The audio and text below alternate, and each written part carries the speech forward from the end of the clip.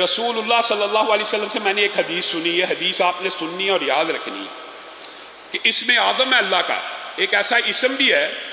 کہ جس سے اللہ کو پکارا جائے تو اللہ تعالیٰ وہ دعا فی الفور قبول کر لیتے ہیں، اسی لمحے میں، اسی وقت میں۔ اور ابو امامہ کہتے ہیں رسول اللہ صلی اللہ علیہ وسلم نے فرمایا وہ اسم اعظم سورت بقرہ میں بھی ہے، سورت آل عمران میں بھی ہے اور سورت طٰہٰ میں بھی ہے۔ کہا رسول اللہ نے بس مجھے میرے سامنے یہ بات کی تو میں سورت بقرہ کھول کے بیٹھ گیا، سورت آل عمران کھول کے بیٹھ گیا، سورت طٰہٰ کھول کے، یہ صحابی کا قول ہے، رسول اللہ سے سنا اور اس کے اوپر غور و فکر کرنے لگے کہ یہ کیا رسول اللہ نے بات کی ہے۔ کہا پھر میں سورت بقرہ کی اس آیت پہ پہنچا، اللہ لا الہ الا هو الحی القیوم، تو میرے ذہن میں آیا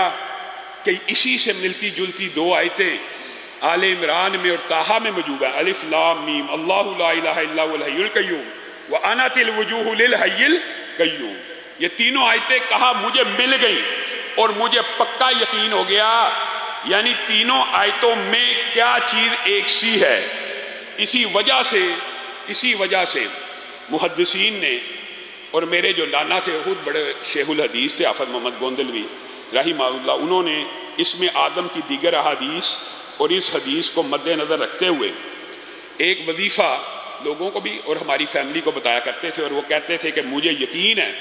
جیسے یہ ابو امامہ کی حدیث کے الفاظ ہے اور دیگر بھی اسم اعظم کے حوالے سے 3 حدیثیں موجود ہیں، میں یہ سمجھتا ہوں کہ کوئی شخص اگر اسم اعظم کو پانا چاہتا ہے تو وہ یوں کہے بسم اللہ الرحمن الرحیم، یہ بسم اللہ الرحمن الرحیم بھی شامل ہے، الف لام میم اللہ لا الہ الا هو الحی القیوم یا واحد یا ذی الجلال والاکرام، یہ مشکل نہیں ہے، بسم اللہ الرحمن الرحیم الف لام میم اللہ لا الہ الا هو الحی القیوم یا واحد یا ذی الجلال والاکرام۔ اور ان کا یہ کہنا تھا، میں نے اپنے جتنے نمازیوں کو اور اللہ کے فضل و کرم سے تحدیث نعمت کے طور پہ کہہ رہا ہوں، ان کا ہی صدقہ جاری ہے، جس ساتھی کو یہ وظیفہ بتایا کہ یہ 313 مرتبہ پڑھ کے اسم اعظم کا واسطہ دے کے اللہ سے دعا کریں، آج تک ابھی تک مجھے کسی شخص نے یہ نہیں کہا کہ میری دعا قبول نہیں ہوئی۔ ہاں یہ ضرور کہا ہے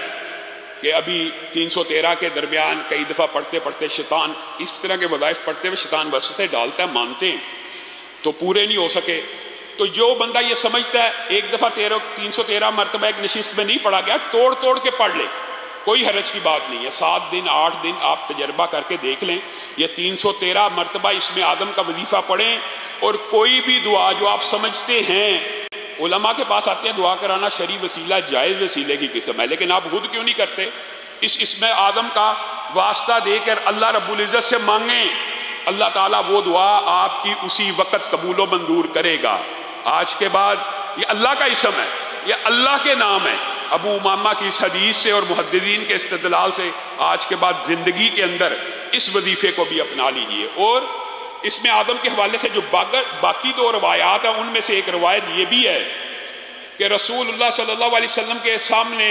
ایک شخص نے کہا اللہم انی اسألک بانی اشہد انک انت اللہ لا الہ الا انت الاحد الصمد الذی لم یلد ولم یولد ولم یکن لہ کفوا احد۔ یہ وظیفہ بھی قاری صاحب موجود ہیں جو معتکفین ہیں وہ قراء سے یاد کریں، اور جو ابھی تیزی سے یاد نہیں کر سکتے اس کو اسم اعظم کے اس وظیفے کو بھی اپنے ذہن میں رکھ لیں، لا الہ الا انت الاحد الصمد الذی لم یلد ولم یولد ولم یکن لہ کفوا احد۔ تو رسول اللہ صلی اللہ علیہ وسلم نے فرمایا تھا اس شخص نے اللہ سے اسم اعظم سے طلب کیا، اس کی دعا اللہ تعالیٰ ضرور سنے گا۔ اور جو تیسری روایت ہے اسم اعظم کی، اس میں یا ذی الجلال والاکرام کے اور بدیع السماوات کے